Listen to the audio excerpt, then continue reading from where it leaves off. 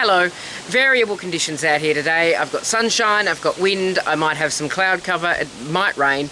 We're just going to roll with it because I'm a professional. And you can tell I'm a professional because I am wearing my slippers. So not a lot to report for this Work in Progress Wednesday. I have mostly been sewing, see if you can guess. Moores bags. This is number 2451. I was going to show you number 2450 because I tend to make a fuss of the 50 bag milestones. I don't get out much. But it was the same fabric as this and I've already given it away. So pretend that this is the milestone bag and not the one just after it. So that's what I'm doing currently mostly. What I'm going to do when I've worked through the big pile of fabric that I've already cut and pressed ready to sew is I'll stop making Moores bags for a little while because I have some great fabric for clothes that came out of my aunt's fabric stash.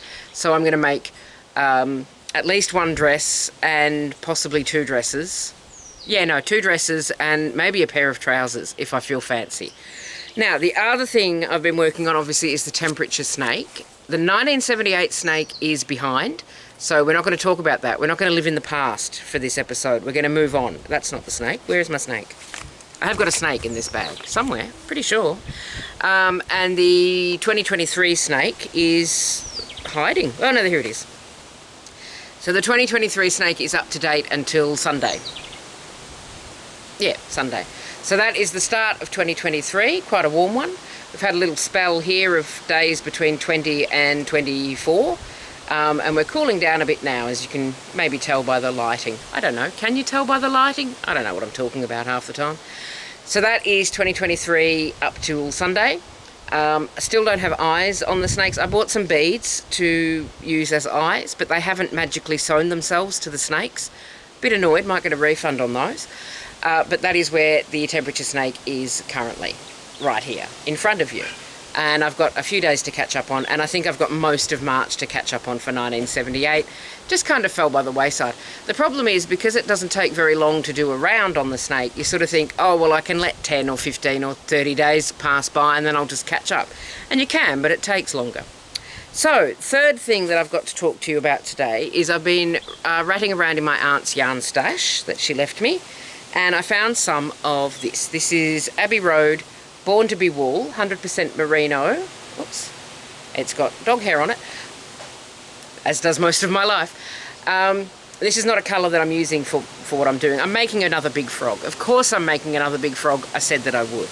So this is the yarn that I'm using. I've bought this colour out purely because it's the only one with the label still attached. Now this is not a hugely expensive wool. It's about $12 a ball, and for that you get 100 grams, which is about 100 metres. Which feels kind of expensive, but isn't, you know. So it's not a yarn that I would buy for myself. So I am using it from the stash. And I'll show you where I'm up to with the frog, because it's in here. I've not quite got up to the lip. Hello, wind, thank you. You've made your point. So I've just done the top of the frog's head. There we go, top of a frog head.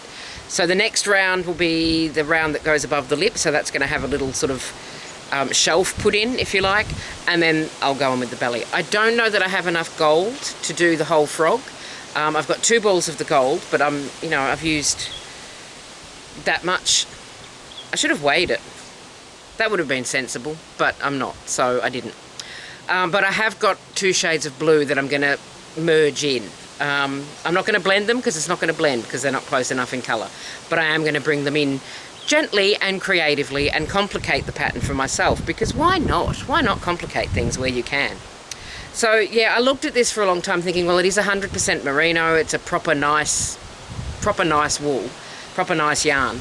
I should use it for something sort of important or valuable or useful, like a scarf, hat, pair of gloves, whatever.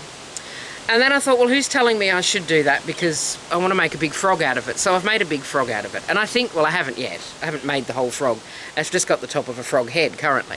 But I think we all have stuff like that. We all have yarn, or we all have fabric, or we all have paint, or a sketchbook, or a piece of timber, something that we're keeping for the perfect project because it's such a beautiful thing, or a, quality thing, that we're all waiting for the perfect project. And I think, we've got to not do that so much, because we've got all this lovely stuff to use and we're not using it. So use up your lovely stuff is what I'm saying. I'm being profound today.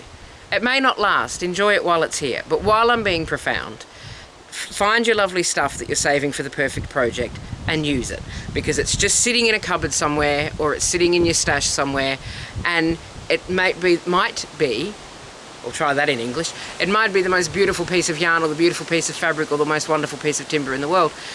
But if you're not using it, then it's just a ball of yarn or a bit of fabric or a bit of timber. And I can't remember any of the other examples I gave. Mosaic tiles, paints, sketchbooks. So yeah, use the nice stuff. You know, treat yourself. Treat yourself. Use the nice stuff. I don't know if you can hear them, but there is a flock of black cockatoos in a pine tree just over there, having an absolute feast on the pine cones, which is lovely because I love black cockatoos. They're wonderful things, and I just thought I'd share that with you. The insect swarm from last week has settled down, but there's still a few of them around. The magpies are feeding on them. This is not Field Naturalists, is it? I'm not supposed to be... These are the things that interest me. So anyway, started the frog. I haven't brought the belly colour out. It's sort of a fawn... No. Fawn? What colour is fawn? It's sort of a light beige. Is fawn light beige? Never sure. Never sure on fawn. I'll look it up. Anyway, thanks so much for watching. Another classic instalment of Work in Progress Wednesday where I don't know what I'm talking about. You have a lovely rest of your week, and I will see you next time. Thanks for watching. Bye for now.